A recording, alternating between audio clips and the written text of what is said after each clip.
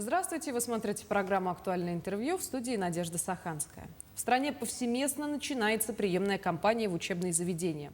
Какие новые направления по специальностям появятся и какие новшества ожидать в правилах приема документов и порядка зачисления в этом году в Северо-Восточном федеральном университете? Обо всем этом поговорим сегодня с гостем нашей студии Алексеем Голиковым, проректором по образовательной деятельности Северо-Восточного федерального университета, доктором педагогических наук. Алексей Иннокентьевич, здравствуйте. Добрый день. Скажите, какие новые направления по бакалавриату и магистратуре появились у нас в университете? Дорогие абитуриенты, уважаемые родители, для выпускников школ наступил важный и ответственный этап жизни. Это выбор будущей профессии. В этом году Северо-Восточный федеральный университет предлагает абитуриентам 244 программы бакалавриата, специалитета и магистратуры, и в том числе 24 новые программы. Это 14 программ бакалавриата, 1 программа специалитета и 9 программ магистратуры. В частности, новую программу специалитета «Психология служебной деятельности» открыли в Институте психологии. Также новые направления магистратуры и бакалавриата по направлению медиакоммуникации, иностранные языки в креативной индустрии, это английский и китайский языки, будут реализовываться в Институте зарубежной филологии и регионоведения.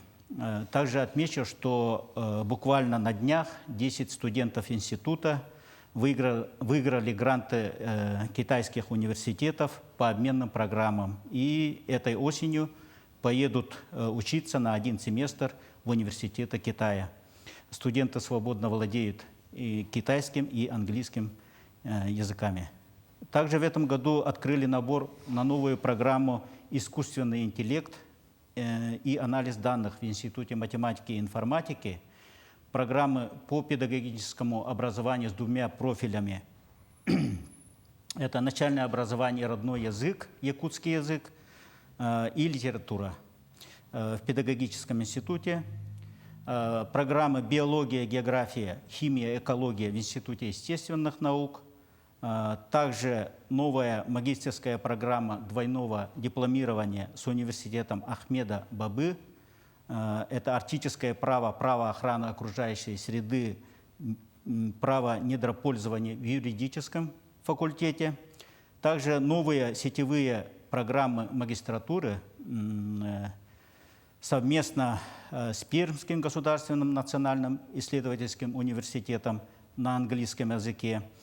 Также сетевая программа по Северным Арктическим федеральным университетам по юриспруденции.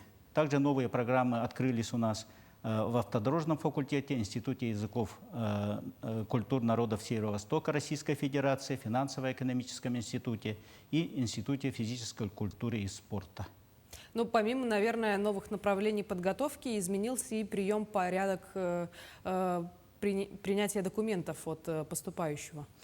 Да, прежде всего изменения касаются заявления, заполнения заявления. Если раньше абитуриент подавал на каждую программу, и куда желает поступить, и писал отдельные заявления, то с этого года абитуриент подает в ВУЗ 1 заявление и указывает в этом заявлении все программы, на которые он хочет поступить по приоритетности. Значит, первое – это высший приоритет. Ну, в СВФУ, например, можно выбрать до 5 профилей. Ну, например, можно сказать так, в качестве примера, если абитуриент хочет поступить в медицинский институт на лечебное дело, он подходит в медицинский институт, пишет там же заявление на лечебное дело, первый приоритет. Второй – это, например, если туда не сможет поступить, то на педиатрию. И, возможно, третий – это Институт естественных наук там, по специальности биология. Вот такие, этого года новшества. Да? Ну, прием документов у нас 20 июня по 25 июля включительно. Ну, хочу отметить, что выпускники колледжей, которые собираются поступать в бакалавриат, они должны сдать документы до 16 июля, потому что с 16 июля по 24 июля у нас будут проходить вступительные экзамены. Приоритетность можно менять до 25 июля включительно. Это, например, абитуриент решил все-таки не подаваться на лечебное дело, а податься на педиатрию. Тогда он приходит и меняет свой приоритет. В этом году не только в очном, но и в электронном формате можно подавать документы на поступление. Да, в этом году есть 4 способа подачи документов. Например, можно подойти очно, это по адресу город Якутск, улица Кулаковского, 42, или в филиалах в городе Мирном, Нерюнгри, Анадырь. Также можно подать документы через личный кабинет абитуриента, через наш сайт. Можно подать дистанционно через суперсервис «Поступи в ВУЗ онлайн», через госуслуги или операторы почтовой связи, обычной почтой, направить свои оригиналы документов. Алексей Иннокентьевич, скажите, вот в этом году столько изменений и нововведений в рамках приемной кампании. Наверняка есть и какие-то новые льготы для тех, кто поступает в Северо-Восточный федеральный университет. В этом году для детей, участников специальной военной операции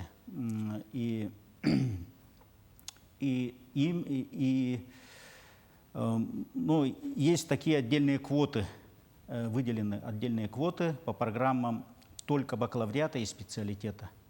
В Северо-Восточном федеральном университете квота составляет 369 мест, бюджетных мест. В целом в бакалавриате и специалитете в этом году у нас 3144 места, достаточно большое количество мест, да?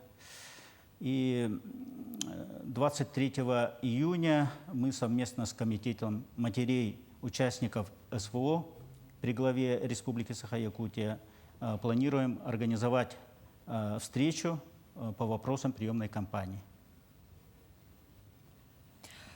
А какие самые популярные направления в этом году, несмотря на то, что прием документов только начался? Последние годы популярными направлениями являются это медицинские. Абитуриенты выбирают программы медицинского института, программы Института математики и информатики, финансово-экономического института и юридического факультета. Например, медицинский институт в прошлом году было подано 2200 заявлений. И Институт математики там 2133 заявления. Вместе они составляют 1/3 часть всех заявлений. То есть это достаточно большое количество заявлений было подано в эти институты.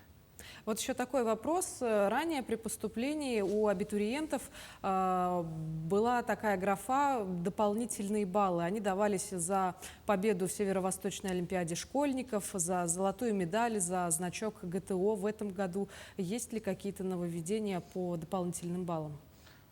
По дополнительным баллам победители олимпиад РСОШ, это и призеры, они получают по 10 баллов, участники получают 3 балла заключительного этапа, значок ГТО золотой дает 7 баллов, серебряный 4, бронзовый 2 балла, да? Аттестат со отличием у нас 7 баллов. Остальные индивидуальные достижения вы можете посмотреть на нашем сайте, правилах приема. Для каждого направления института там по специфике. Например, по спортивной части там свои достижения есть. И за определенные достижения подаются тоже баллы. Конечно, это понятно. Хотелось бы спросить у вас еще и про Мирнинский филиал, в частности, Политехнический институт. А есть ли какие-то обновления там в этом году в рамках приемной кампании? В этом году Мирнинский политехнический институт, значит, 175 мест бюджетных есть, на 9 программ набирает. В этом году они открыли новую программу. Она называется «Экономика, производства и инноваций». Прием осуществляется в городе Мирном, и у нас в Якутске, тоже по улице Кулаковского, 42, они будут принимать очно. Ну, имеется в виду очный прием, да. Также предлагает широкий выбор программ для горнодобывающей отрасли, для нефтегазовой отрасли, ну, IT и вот новая программа. Скажите, а когда наступает в рамках приемной кампании время вступительных испытаний для тех, кто поступает по программам бакалавриата, например, после среднего образования или в магистратуру, когда становятся известны итоги вступительных испытаний и где с ними можно ознакомиться? Ну, итоги вступительных испытаний в основном полностью будут известны ближе 24 июля, когда сдадут экзамены те, кто сдает наши внутренние экзамены, да, университетские, это выпускники колледжей.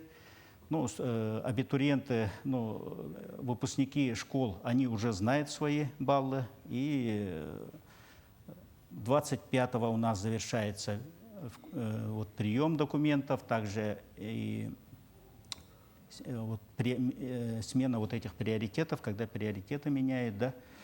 Ну и первые приказы будут изданы 29 июля, ну и дальше уже 4-9 августа, вот, в зависимости, но зачисление сначала идет лиц с особыми правами, селевиков, лиц детей участников СВО, ну и дальше уже общий конкурс. Но есть также и понятие зачисления первой и второй волны. Да, ну вот вторая волна или это дополнительный прием объявляется при наличии вакантных бюджетных мест по программам бакалавриата, специалитета, магистратуры. Но для этого издается отдельный приказ по университету, но все сроки зачисления завершаются до 1 сентября. В этом году изменилась ли стоимость коммерческого обучения за год по программе бакалавриата, специалитета, магистратуры? Да, в этом году у нас сниженная стоимость за обучение по программам бакалавриата и специалитета составляет 70 тысяч рублей в семестр или 140 тысяч рублей в год. Ну, ребята обычно оплачивают по семестрам, да. И на программу СПО у нас 75 тысяч рублей в год, или это у нас половина получается 37,5 тысяч рублей в семестр. Алексей Иннокентьевич, и в завершение нашей беседы, может быть, у вас есть какие-то напутственные слова для тех, кто будет поступать в университет? Ну, самое главное, мы ждем наших абитуриентов, также выпускников колледжей, мы ждем также выпускников бакалавриата, чтобы они поступали в магистратуру, да? Также и выпускников бакалавриата, специалитета, всех мы ждем, чтобы они еще дальше поступали в аспирантуру, да? Ну вот и магистратура, да, вот выпускников, чтобы в магистратуру поступали, в ординатуру поступали. Всем желаю успехов. До свидания, до новых встреч. Спасибо вам большое за то, что стали гостем нашей студии. Ну а я напомню, вы смотрели программу «Актуальное интервью». Берегите себя и помните, что учиться никогда не поздно.